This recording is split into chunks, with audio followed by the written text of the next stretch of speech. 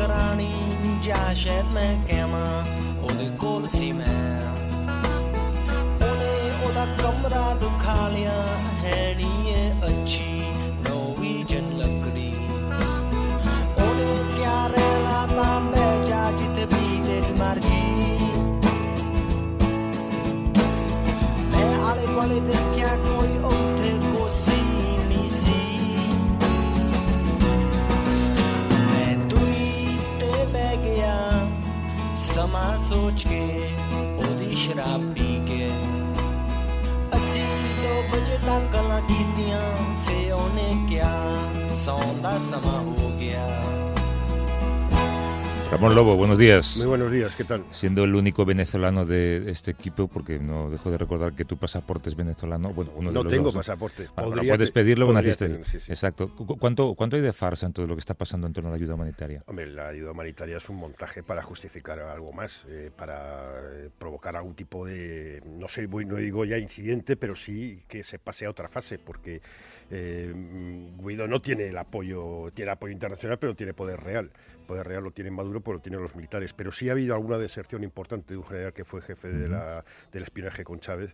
Y bueno, parece que en el muro de los militares empieza a haber algunas grietas. Yo no estoy a favor de Maduro, a mí no me gusta Maduro, creo que es muy responsable de todo el desastre económico que hay en Venezuela. Pero sigo insistiendo, si la oposición no compra, no dice nada a favor de decir, bueno, pues Chávez hizo bien, pues aparte de morirse, como dicen muchos de ellos en Twitter, hizo bien esto, ¿no? Es muy difícil que puedas conquistar a la gente pobre de Venezuela y a los propios chavistas que están padeciendo la misma situación que se vive en Venezuela. Tú querías hablar de chirigotas, en realidad, no de Venezuela. Sí, ya tenemos al CELU como experto en política internacional, lo que te gusta son las chirigotas. Sí, bueno, chirigotas y también las comparsas, porque este año las chirigotas vienen un poquito flojas. No vamos a decir nada del CELU, porque el año pasado nos acusó de haberle gafado por decir que era el mejor. Me lo dijo a mí para que te lo dijera a ti. Sí, ya está en semifinales, el LOB, que ganó las últimas 2 ediciones también, pero yo creo que la chirigota Los Carnivales está magnífica y tiene un paso doble sobre la bandera española, sobre el uso de la bandera. Me he perdido en paso doble. No, bueno, paso doble es una cosa muy española, ¿sabes? No, porque me está sorprendiendo todo este discurso. Que se baila en Estados Unidos. Vamos con lo nuestro mejor, venga. Vamos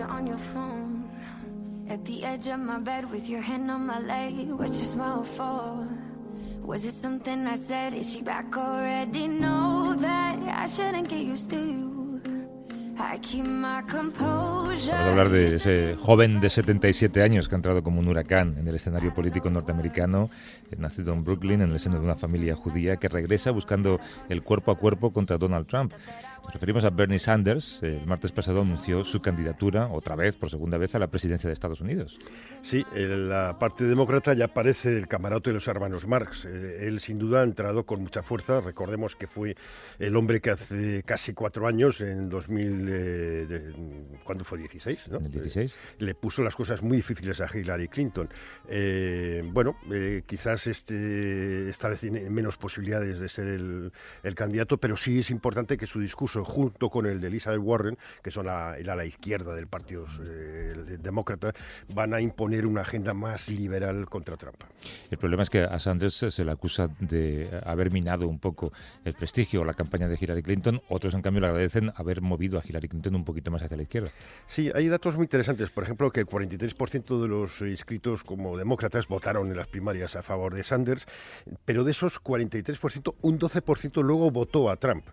Y se le acusó eso de no haber movilizado a su electorado, que es fundamentalmente joven. Él tiene más dificultades en el electorado afroamericano. Faltan 2 grandes personajes para ver si se van a presentar o no, que es Joe Biden, que fue vicepresidente con Obama, y Beto O'Rourke, que fue la gran sorpresa de las últimas elecciones, que es un congresista del Paso, que estuvo a punto de derrotar a un peso pesado como Ted Cruz.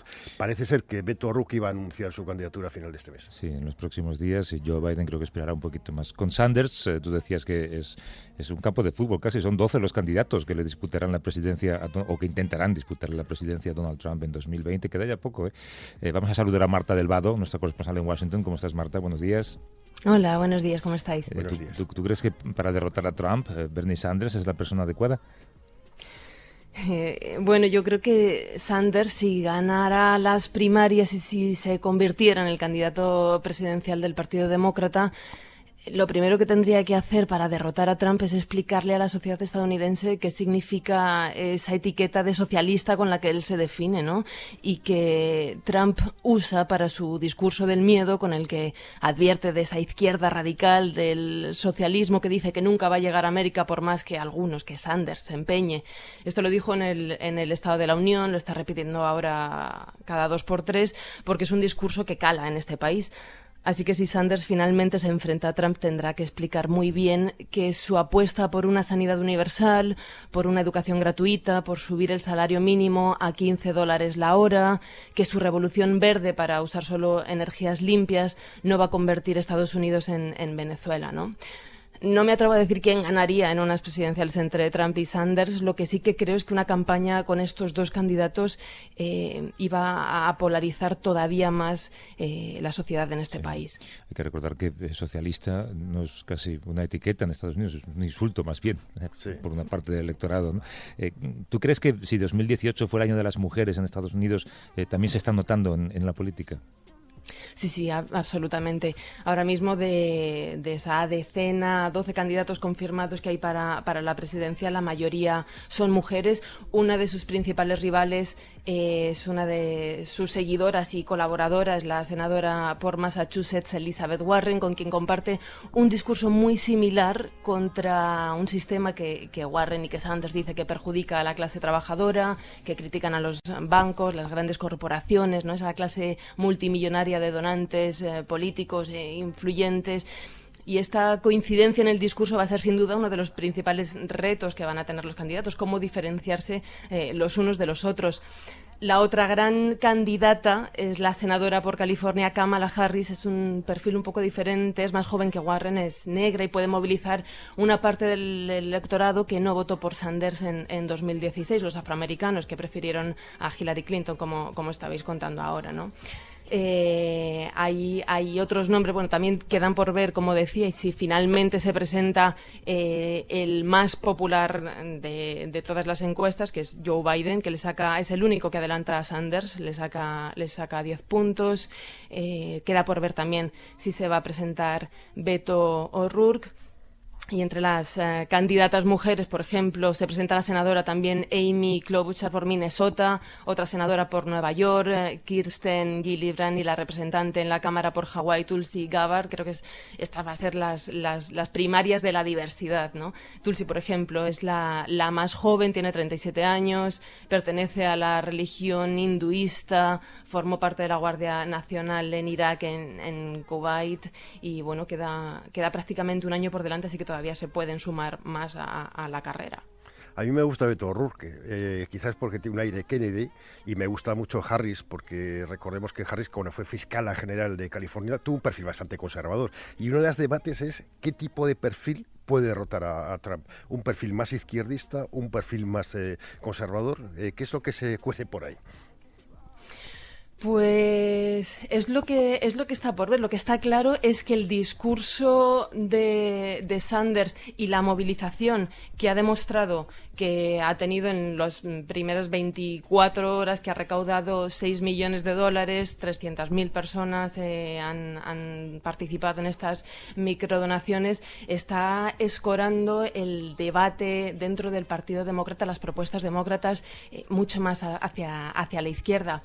Esto queda por ver si finalmente en 2020 va a ser un punto a favor para el Partido Demócrata, decantándose, ¿no?, a favor de los votantes en estas elecciones, y también el candidato que quede, si va a poder sumar votantes que apoyaron a Trump, esa clase media trabajadora blanca de la que Hillary Clinton se olvidó en la campaña electoral en 2016. Marta del Vado, un beso fuerte. Hasta luego. Muchas gracias. Hasta luego, buenos días. I went too far when I was begging on my knees, begging for your heart. Queríamos hablar también de esos más de 300 miembros del ISIS que se encuentran atrincherados en una pequeña zona del este de Siria. Se niegan a rendirse a las fuerzas respaldadas por Estados Unidos y están intentando negociar una salida. ¿Podríamos estar, Ramón, ante el final del califato? ¿Queda algo del califato? Sí, son los últimos restos del califato físico, luego queda el califato mental y queda que nuestros combatientes no desaparecen del mapa. Hablamos de 300, hay otras 2 bolsas también en esa zona de Siria, un poco más al sur, con 1.000 y 3.000 parece ser combatientes, y después está Idlib, que ahí hay como 70.000. El problema es qué va a pasar con todos los combatientes extranjeros. ¿Van a regresar a Europa? ¿No van a regresar a Europa? ¿Qué vamos a hacer con ellos? Algunos son nuestros, habría que decir. El nacimiento del ISIS, tras la ocupación y la fragmentación de Irak, fue el nacimiento de un monstruo, además de una responsabilidad conjunta en la que mucha gente cometió pecados también, ¿no? Gente occidental, digo. Sí, un país que ahora está muy, no sé, que tiene mucho protagonismo en Venezuela, que provocó una invasión en Irak con un montón de mentiras, entre ellas la de las armas de destrucción masiva. Se derribó a Saddam Hussein, que era un sátrapa inaceptable, pero bueno, la conclusión es que se rompió el país, surgió el ISIS, que contaminó a su vez Siria. Estamos hablando de un conflicto que ha matado 500.000 de personas y tenemos 2 países destruidos y terrorismo del ISIS que se ha ido extendiendo con franquicias. Lo tenemos en el norte de África, en África, lo tenemos en Asia, en Afganistán está habiendo infiltración, o sea que el problema ha sido bastante grave. Y en episodios domésticos también en el corazón de Europa. Saludamos a un buen amigo de este programa, gran experto en Oriente Medio, es el periodista Mikel Ayestarán. ¿Cómo estás, Mikel? Buenos días. Hola, muy buenos días. ¿Tú crees, Mikel, que estamos ante la desintegración final del ISIS? Yo creo que no, yo creo que estamos, como ha apuntado Ramón, a las puertas del final del califato o del último núcleo urbano que puede controlar el ISIS, si es que se puede hablar de control, ¿no? Hay que tener en cuenta que este es un pueblo que se llama Baghouz, que es una zona remota en la frontera entre Siria e Irak, que es donde les han ido empujando poco a poco desde la caída de Raqqa en octubre de 2017, y es un pueblo que antes de la guerra podría tener unas 10.000 personas, ¿no? Y ahora mismo pues ha convertido prácticamente están en medio kilómetro cuadrado, que es lo que dicen las fuerzas kurdas, y lo que queda del califato, pues una serie de tiendas de campaña. No sé, las imágenes, si las habéis visto estos días, son realmente patéticas.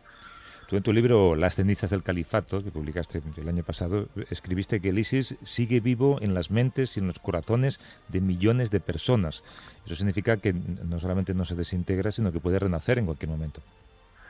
Sí, como han demostrado, desde luego, en los últimos años, renacen y de una forma cada vez más violenta, ¿no? Como ha sido este último caso, ¿no? Con la proclamación del califato.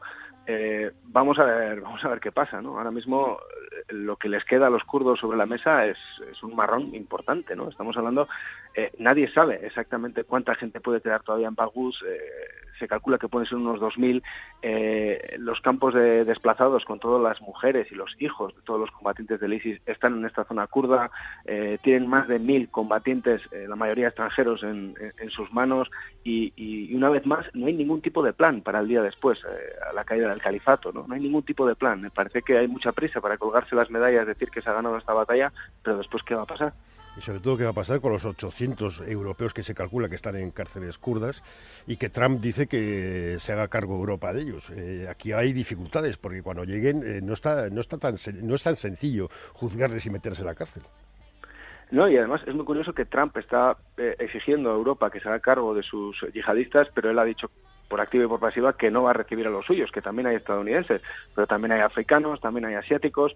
Es un problema pues yo creo que es un problema global, y como he dicho antes, no hay ningún tipo de plan en algo que era totalmente evidente que iba a pasar, y eso que en los últimos meses, sobre todo, pues servicios británicos y sobre todo franceses, que son los países que más combatientes han aportado al ISIS dentro de Europa, están haciendo una auténtica caza hombre a hombre, ¿no? Intentando, sobre todo, el objetivo número 1 es que no regresen bajo ningún concepto, ¿no? Y si para eso había que matarlos, pues los mataba. El ejemplo de lo que puede pasar lo tenemos en algo de lo que nos vamos olvidando poco a poco, que es Guantánamo. Tú, Mikel, ¿sabes cuánta gente queda allí? ¿En qué condiciones? ¿Con qué futuro? No, en Guantánamo la verdad es que no tengo datos ahora mismo para saber cuántos hay. Una noticia que me ha llamado la atención de Guantánamo esta misma semana es que el equipo negociador talibán, que ya sabes, los talibanes, Afganistán, ese es otro conflicto que también se nos ha olvidado, está formado por al menos 2 expresos de Guantánamo, ¿no? Y otro de los motivos por los que esta semana me acuerdo de Guantánamo es que hay muchos analistas que apuntan a que el plan de Donald Trump sería presionar a Europa para que construya su propio Guantánamo para atraer precisamente a estos yihadistas de Siria. Pues no sé yo si va a ser mejor o peor. No sé, el problema es que, claro, es ir a la raíz de los conflictos y por qué la gente se radicaliza. Hay un ejemplo de dos mujeres, una británica que le han quitado la nacionalidad, no sé si se puede hacer eso, y otra americana que Trump dice que no es americana y no va a permitir su regreso. Están los hijos de todos estos yihadistas, porque hay mujeres que han sido forzadas y hay mujeres que no, que se han sumado.